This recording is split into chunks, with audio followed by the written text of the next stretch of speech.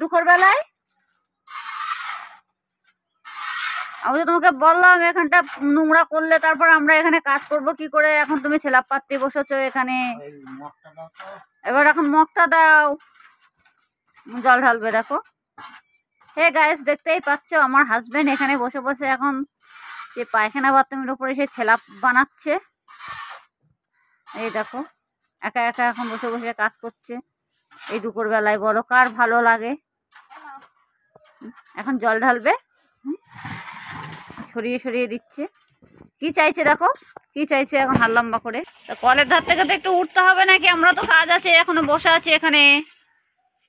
পাছা ঘুরিয়ে দিয়ে বসলো, দেখেছো কি হিংসা মনের মধ্যে। হ্যাঁ, আমরা একটু দেখছি বসে বসে, তুমি পাছাটা ঘুরিয়ে দিলে। এ কি, এটা ঠিক না তো। দেখি দেখি দেখি দেখি একটু কিভাবে করছো, দেখি একটু কি হবে এগুলো দিয়ে। এটার মধ্যে ঢালা হবে। এই গাইস দেখতেই পাচ্ছ এর মধ্যে সিমেন্ট মাটি আর খোয়া দিয়ে মাখাচ্ছে কত সুন্দর করে। এরকম মেখেই যাচ্ছে মেখেই যাচ্ছে। ওই যে দেখতেই পাচ্ছি ইট দিয়ে গোল করে রেখেছে, ওটার মধ্যে ঢালবে। এখনো জল দিচ্ছে। কলতলা পুরো জাম করে রেখে দিয়েছে, এখনো আমাদের কোনো কাজ কাম কিছুই হলো না। স্নান করবো তাও করতে পারছি না। তোমার এখনো মাখা হচ্ছে না, তাড়াতাড়ি মাখাও। জল দিচ্ছে দেখো এইবার।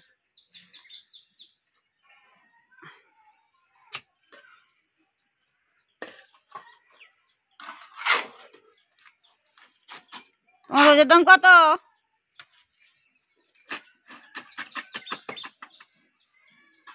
রোজের দাম কত বলো তাড়াতাড়ি। বোবা নাকি লোকটা? হ্যাঁ,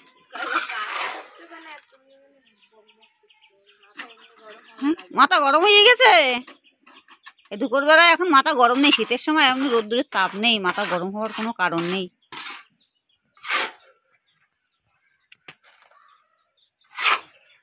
দিয়েই যাচ্ছে মশলা, একবারে কথা নেই।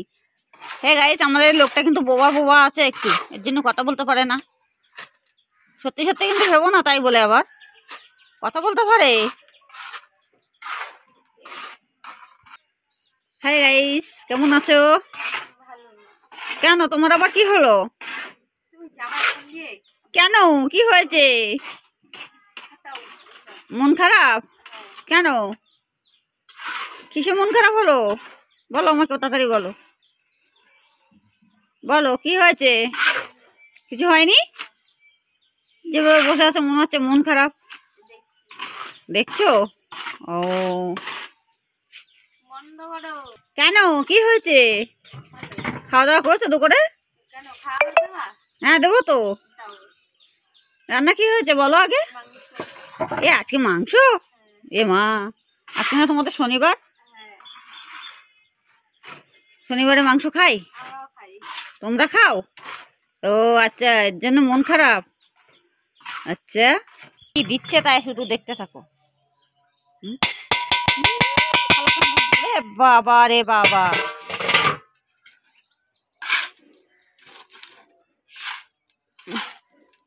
আবার মাখতে কম হয়ে গেল নাকি?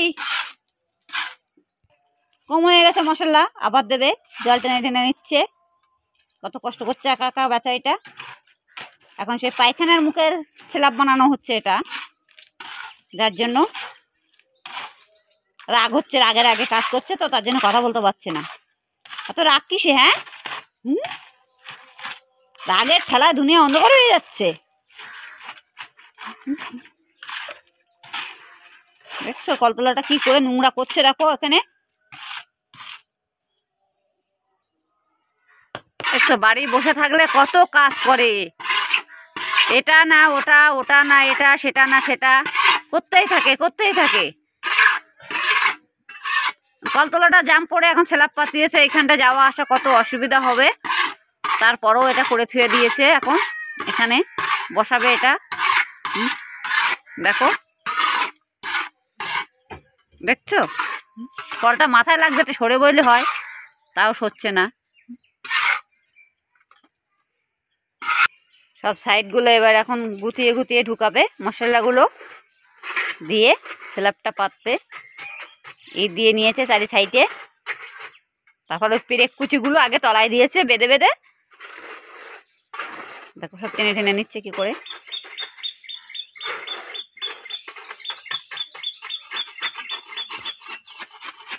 কথা বলতে পারছে না, রাগের ঠেলায়, রাগ হয়েছে সেই কারণে।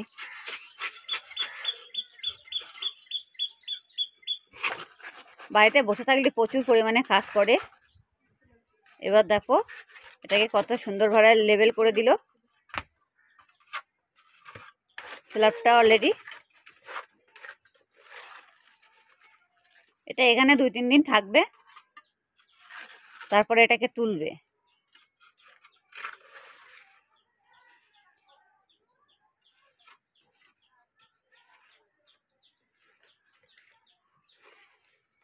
আমার হাজবেন্ড এইসব কাজই বেশি করে।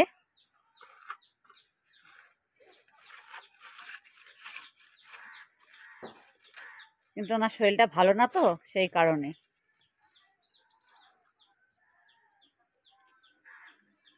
লেবেল করছে দেখো বসে বসে।